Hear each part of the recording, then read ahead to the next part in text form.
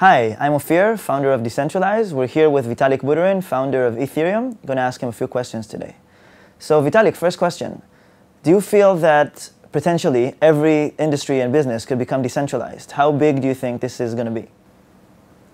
It's a complicated question because there's so many different industries, so many different things, both inside of the standard sort of tech internet scene and outside of it. If you look at industries like agriculture, power production, governance, even, and so forth. I think first of all, a lot of the decentralization paradigms that we've come up with in the past, say, 5 to 10 years have been primarily focused on the internet space and this discovery of the blockchain, I think, basically moved things quite a bit forward, because basically now you can simulate a server inside of a completely decentralized system. So that's, it's a huge thing, because I think one of the reasons why decentralization is harder for people to think about is because people naturally find it easier to think in terms of centralized metaphors.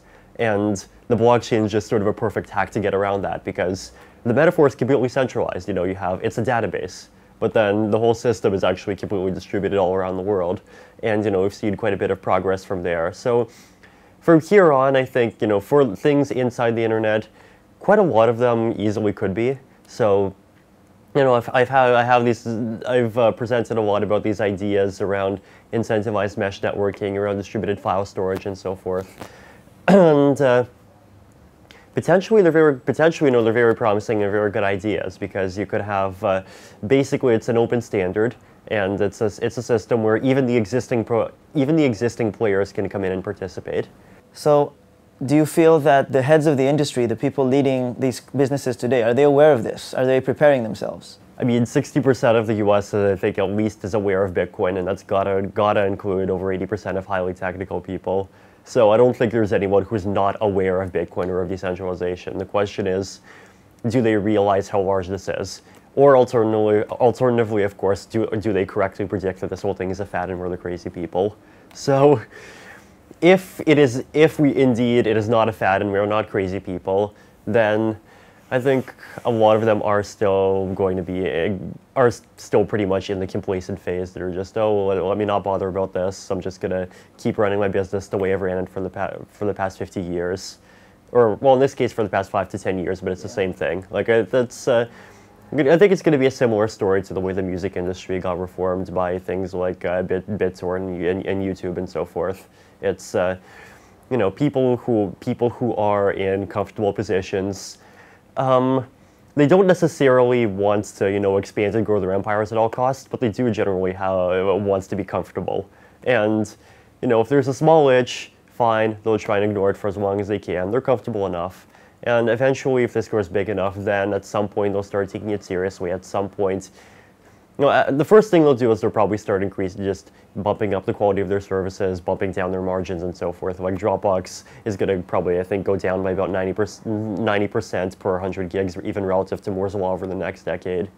Beyond that, what we want, obviously, is for them to just, accept a humble role as just being one of many service providers that exist on these open platforms. Are they going to resist? Are they going to either try to compete against that, or even try to create lock-in effects? They easily could. I'm sure a lot of them will. So the real question is, who's going to win here? Okay. And then I guess the final question for today is, what do you think is the next technological revolution after decentralization? Where do you see this going?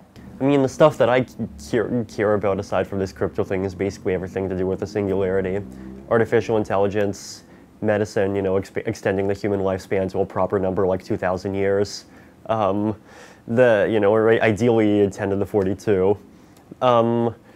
Space travel, maybe. Space travel, I think, is one of the interesting ones, because I think it's going to start, appearing. There's going to be maybe just fun tourist trips starting maybe 2020s, 2030s or so. Eventually people are going to end up living on Mars. Because the thing is, it basically is like the new world all over again. There's a lot of people who are, interested in this idea of escaping, and here you have the ultimate escape. It's seasteading to the power of 1,000.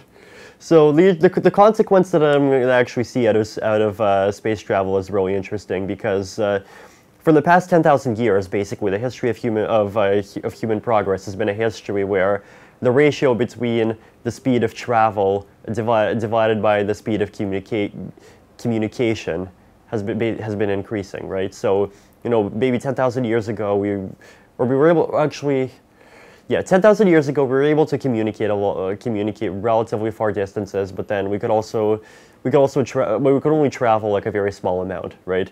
And the other thing is, now as we've moved forward, we can communicate pretty much instantly across the entire world. We can also travel very quickly. And the other important parameter is that compared to the entire world, both of those things are very fast. But as soon as practical space travel comes, the concept of the entire world is going to spread, first to the solar system, and then maybe, only about one generation of technology after that to the galaxy. And once that happens, you've got literally an unlimited frontier, and the whole thing is going to reverse. And I think a lot of the economic fundamentals are going to basically go all the way back to the Bronze Age. So, we might end up having interstellar conflicts potentially if if the economics works out in some ways, or we might not. I don't know. So, just from a cultural, from a technological standpoint, that's interesting. Like this whole idea that we've been trained to think that this whole idea that the world is going to be more and more together, pretty much permanently, will continue. But then it'll continue up to a point, and we'll go straight back down. So yeah, as far as the other trends, artificial intelligence. So my view on that is. A lot of people are concerned about this robots taking over the world thing. I completely disagree, because the problem is that there's no incentive to develop a robot that will take over the world. The incentive is to develop a robot that will make you more powerful, right? So I think the kind of technology that we're going to see is the kind of technology that involves artificial intelligence and human intelligence basically working in concert. So, imagine like an arithmetic logic processor that interfaces directly with your brain, multiply anything pretty much instantly.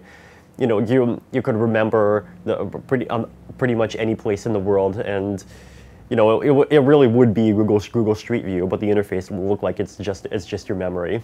So that sort of stuff is really exciting, and eventually the whole thing will just merge into some kind of super intelligence.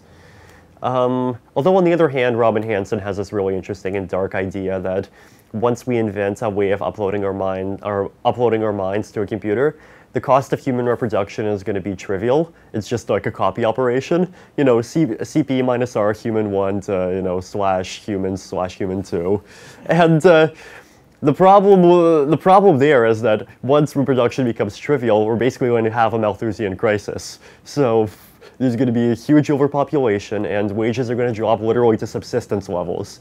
Subsistence as in people are going to work, and people are going to struggle to earn enough money to pay for their own hard drive rental and electricity usage.